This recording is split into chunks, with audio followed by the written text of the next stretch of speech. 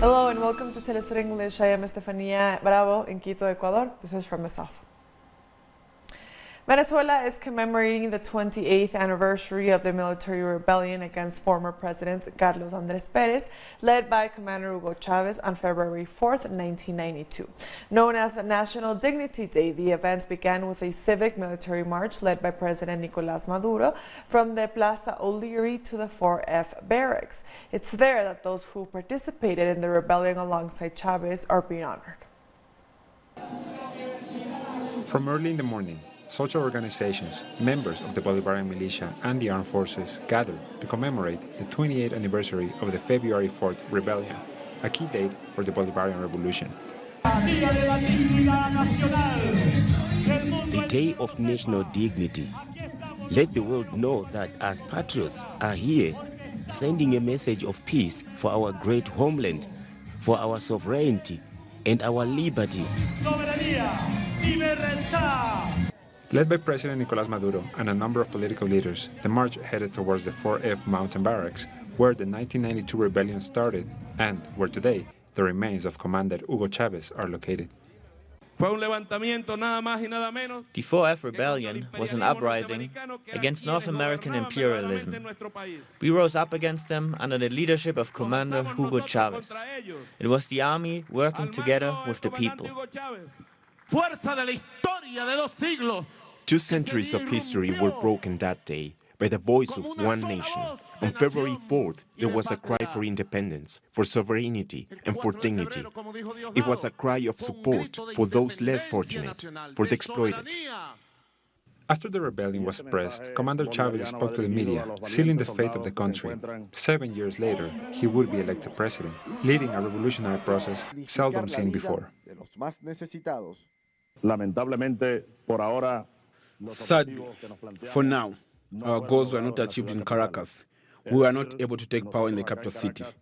And now, in front of the entire country, I assume full responsibility for this Bolivarian military movement. 28 years later, February 4th remains an important day, as it set the way forward for the Bolivarian Revolution. This was the first rebellion in the world against the IMF, against neoliberalism, against imperialism. That is what makes February 4th different from the circus the right wing and the oligarchy have been staging. All their coup attempts financed from Colombia and the US. While Venezuela continues to face political and social challenges, the movement that was started back in 1992 continues to receive popular support by a majority of the population. Bolivia's movement towards Socialism Party candidates Luis Arce Catacora and David Choquehuanca have registered at the Electoral Court. Bolivia's Supreme Electoral Tribunal has confirmed that candidates from 8 different parties and alliances registered for the upcoming polls on May 3rd. They have the option to change their nominees up until a few days before the election, according to the head of the TSC, Salvador Romero. The movement towards socialism registered former President Evo Morales as its first candidate for senator in the department of Cochabamba. The movement towards socialism, IPSP, wishes to express our disagreement and report the harassment that our principal delegate to the Supreme Electoral Tribunal is receiving. This is yet another trick of this de facto government that does not want us to participate in the elections. They will continue their hostile attitude to the mass IPSP, our leaders of social movements, former government officials, and we regretted that. We have the people by our side. We are the only party, the only political option which represents the interests of the humblest of people, from our indigenous brothers, from our campesino brothers, from the impoverished middle classes, increasingly impoverished by this government. Mass IPSP, with people organized, people united, will participate in these elections. Considering its long and successful history in the petroleum industry, Trinidad and Tobago is positioning itself as an aid to other Caribbean countries who've recently had finds in the sector. Prime Minister Dr. Keith Rowley made the announcement at the country's 2020 Energy Conference, which began on Monday. Trinidad and Tobago, with its long history in the industry, is well poised to assist the new entrants Guyana, Grenada, Barbados, Jamaica, and the Bahamas in the development of their petroleum sectors. To date, We have entered into memoranda of cooperation with Guyana, Grenada, and Barbados for provision of technical assistance. Preliminary discussions are in their early stages on the development of unitization agreements with Grenada and Barbados for the exploration of hydrocarbon reservoirs that extend beyond our respective maritime borders. Also speaking at the event was Barbados Prime Minister Mia Motley, who lamented the failure of the revised Treaty of Chaguaramas, which established the CARICOM single market and economy to address energy issues, including high production costs.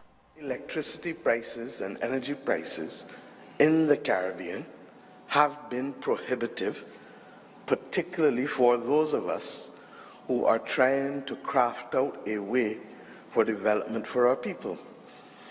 And when you look at the fact that you are meandering between 20 US cents and 37 US cents to be able to produce electricity, no wonder the IMF has declared that this region is one of the regions that has had their competitiveness completely eroded by the cost of energy.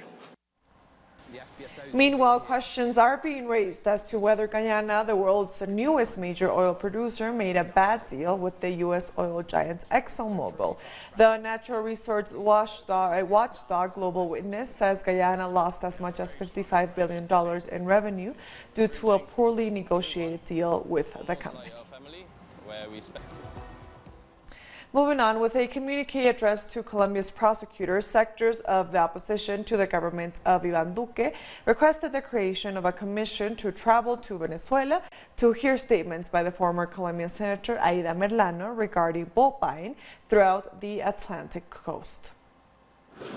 With this formal request, Colombian prosecutors could receive the statements of former Senator Aida Merlano, who was recently captured in Maracaibo, Venezuela. She was directly involved in that electoral traffic for years, so there is a lot of fear in certain political sectors in Colombia about the possibility, not only if she speaks, but as she has said, if she also provides evidence in Colombia. Merlano was sentenced to 15 years of prison for the crimes of electoral corruption which allowed her to be elected as a senator of the Republic for the Conservative Party, which conformed the political case of the Atlantic Department, such as the Char and Garland families. We want to not only uncover what is occurring on the Atlantic, which is a domain for these types of practices. The Atlantic is nearly a very important prototype for explaining what's happening in the country electorally.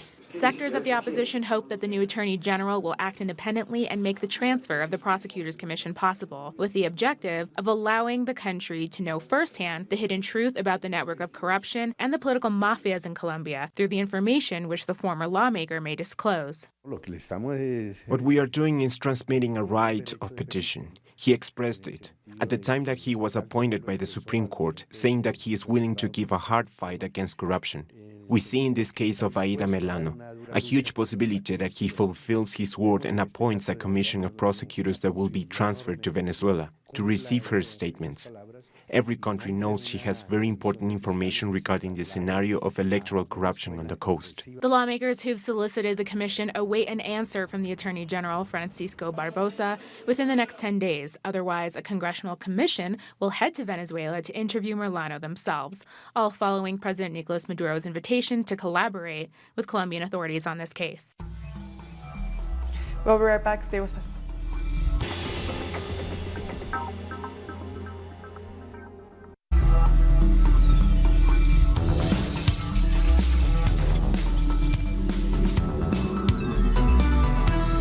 Welcome back to From the South. In Ecuador, workers at Radio Pichincha are still waiting on a decision by a provincial court on whether they will be taken off air. The government of Lenín Moreno argued that the radio station had promoted instability by reporting on the facts of the massive anti-government protests in October. Social organizations say this is an attack on freedom of speech. The new attempt to silence Radio Pichincha in Ecuador is still without a final ruling by the courts. The decision by the Communication Regulatory Agency to appeal the protection order by the radio keeps its workers worried about their jobs. We are waiting to see what will happen. If we will have to close our station, depending on the decision by the judges. It is also a decision affecting 46 people that were on Radio Pichincha. Due to this new attack against the radio, there has been a strong criticism against the government, and even international organizations have condemned it. We have the support of citizens, international organizations, digital media, and even the Inter-American Commission of Human Rights. We receive support every day. Several human rights defenders and organizations are warning that the acts by the government are a clear violation of rights and attempts to attack freedom of expression. Last year, the government signed the Chapultepec Declaration, and by it, it said it won't act against freedom of expression, and we are now seeing how the government is violating that right. What they say does not match what they do. Weeks ago, the Communication Regulatory Agency announced the end of the radio's permit to broadcast and ordered an intervention on it. The agency claimed the radio had committed a crime against national security. In 2019, the agency made 3 attempts to close Radio Pichincha, to which a judge issued a protection order against the radio.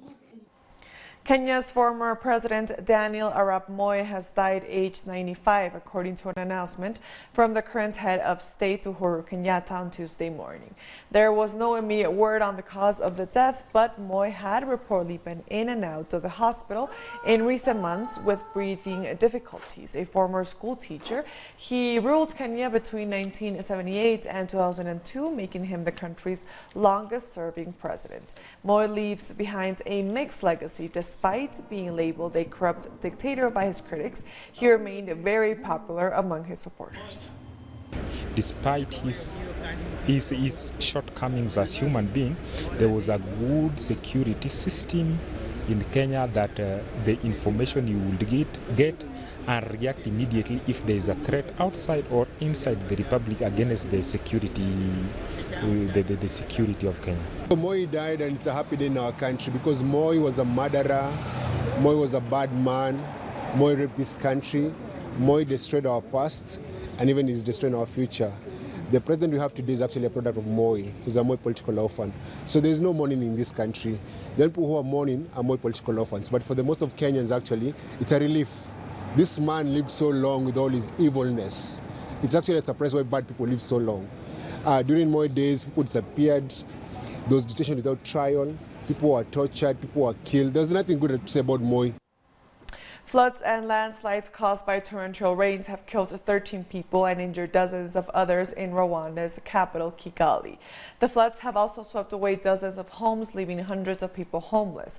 The country's meteorology agency has said more heavy rains are expected. Rwanda is characterized by hilly terrain, making it vulnerable to landslides during the rainy season. Somalian authorities have appealed for humanitarian assistance as millions of citizens face acute starvation. According to an assessment by the Somali government and the United Nations, up to 1.3 million people do not enjoy food security and require urgent humanitarian assistance. And nearly 700,000 children under 5 years could become acutely malnourished by the end of the year. Food shortages in Somalia have been attributed to droughts, violence, and the recent locust invasion. Approximately 4.1 million people across Somalia will continue to face acute food insecurity through mid-2020, including 1.3 million people who need urgent humanitarian assistance. Over 962,000 children face acute malnutrition, including 162,000 who could become severely malnourished through the end of the year if their needs are not addressed. Lesotho police has charged the First Lady with murder for her alleged links to the 2017 killing of the Prime Minister's previous wife. Earlier, the fugitive First Lady, Maye Saye Tabani, handed herself over to police after weeks of being on the run. She arrived back in the country on Tuesday from South Africa and headed to the police headquarters to answer questions relating to investigations into the murder of Prime Minister Tom Tabani's estranged wife, Lipolelo. She fled Lesotho on January 10th after police had summoned her for questioning for the murder of Lipolilo, who was gunned down in 2017. A South African judge has issued an arrest warrant for former President Jacob Zuma over his failure to attend his corruption trial. State prosecutors asked the judge to issue the warrant after Zuma's legal team applied for him to be absent from court, citing ill health. Zuma's lawyer represented the court with a sick note from what he said was a military hospital, but the judge questioned whether the note was valid, as there was no medical number showing if and where the doctor was certified. The warrant, however, does not come into effect until the case resumes on May 6th. Reliable evidence. In the last few years, the United States government has tightened its blockade against Cuba, yet production has continued unabated at joint venture companies with foreign capital. Our correspondent went to one of the island's main distilleries to see how. This is Cuba's house of aged rum at the San Jose distillery. The land here and the climate are perfect for producing rum. The San Jose distillery was built to the highest environmental standards. This 150-year-old tree is witness to that. The plants were altered to avoid cutting it down. Estamos en una zona donde hay un Below the ground here we have an important water source, which plays an important part in the blending of the rum. So we have to respect very strict environmental standards in order to take care of both what is below ground and above it. Here the rum is distilled from cane molasses in a continuous 24-hour process, and it is aged in these barrels of white oak. The technology is modern, but the master distillers use this traditional technique to test the quality.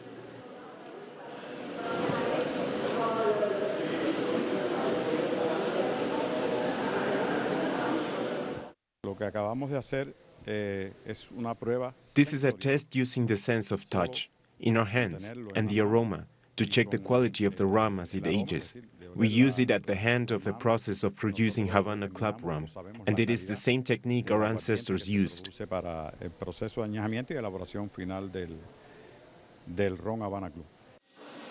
Rum is a part of the Cuban identity, linked to legends and oral traditions, and essential to carnival celebrations and other community and family rituals. That is why in 2016, Cuba declared the knowledge of its master distillers a part of the national heritage. The aging is a continuous process that produces changes naturally and creates the particular characteristics of a rum. Very delicate, soft, but strong. This very well-balanced aging that makes for a really pleasing, mature rum. In fact, we often say that the rum is like the Cuban people. It even has the same joy and happiness. In spite of the tightening of the United States blockade against Cuba, in 2019 the San Jose distillery produced 4.7 million 9-liter cases of rum, a result seen as very satisfactory. We occupied the 23rd position in an international ranking of all spirits. This is particularly remarkable, given that we are excluded from the North American market, which accounts for about 40% of what will be our natural market. And so given that we are denied that 40%, these results are especially pleasing. Experts say that the San Jose distillery is a perfect combination of technology and tradition. This master distiller and chemical engineer has been ensuring that quality for 31 years. He says they do not regulate the temperature or humidity, and there is zero use of artificial substances. For him, the secret of the quality is simple. It is that the distillery is in Cuba. We'll be right back.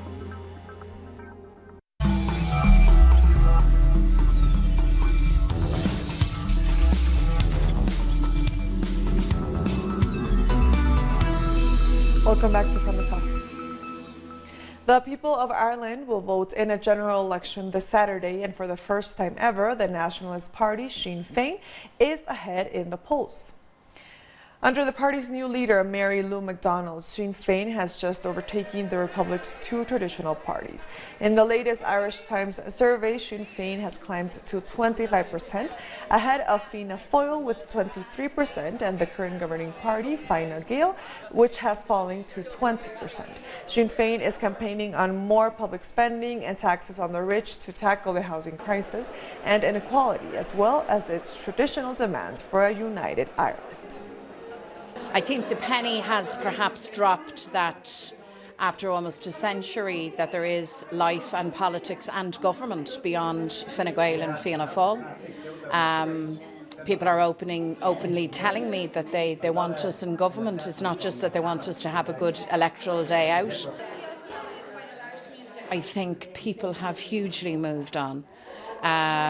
We now have, as Irish Republicans and our generation of Republicans, we have a peaceful and democratic way to deliver Irish unity. I think Brexit changed things massively, as you know.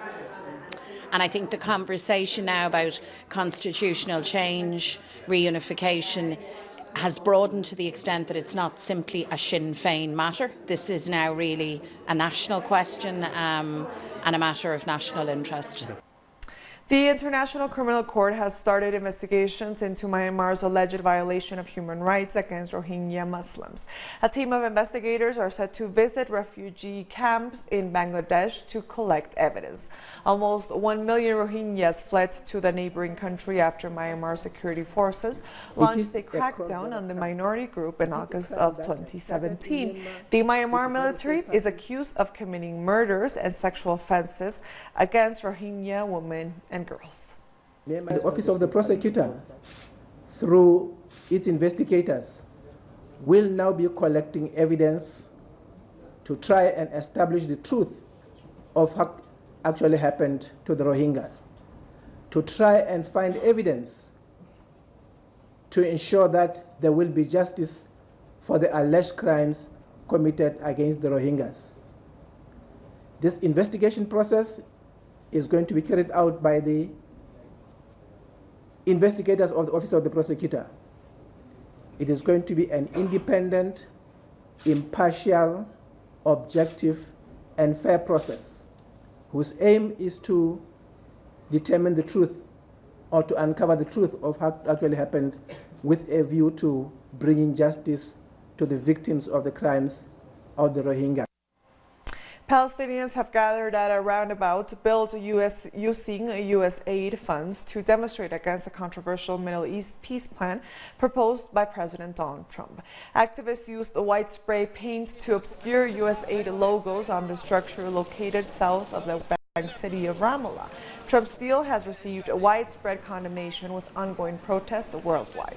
It is criticized for not being in line with Palestinian demands and for leaving seizable portions of the occupied West Bank in Israeli hands. We refuse absolutely all the support from the U.S. aid related to the position of the USA to support the Israeli occupation, and we are here to send a clear message that our struggle will continue to achieve our goals of independent self-determination. In the United States, the Iowa Democratic Party said it will begin releasing the majority of the results from its presidential caucus at 5 p.m. Eastern Time. The party blamed the more than 12-hour delay on a coding issue in the new app used to tabulate the results. There were unexplained consistencies which led to heated conference calls and firm denials of hacking. In the absence of clear results, Democratic presidential hopefuls gave what appeared to be victory speeches to supporters, turning their attention towards the next nominating contest in New Hampshire. Bernie got 103, correct? 107 years ago today, United States civil rights pioneer Rosa Parks was born.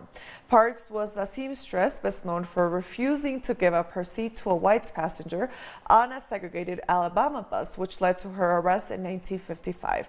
Those events sparked the Montgomery bus boycott that lasted over a year. It ended when the Supreme Court struck down segregation laws on public transport. And with that, we've come to the end of this news brief. You can find these and other stories on our website at telesurenglish.net. And join us on social media. We are on Facebook, on Twitter, and on Instagram. For Telesur English, I am Estefania Bravo. Until next time.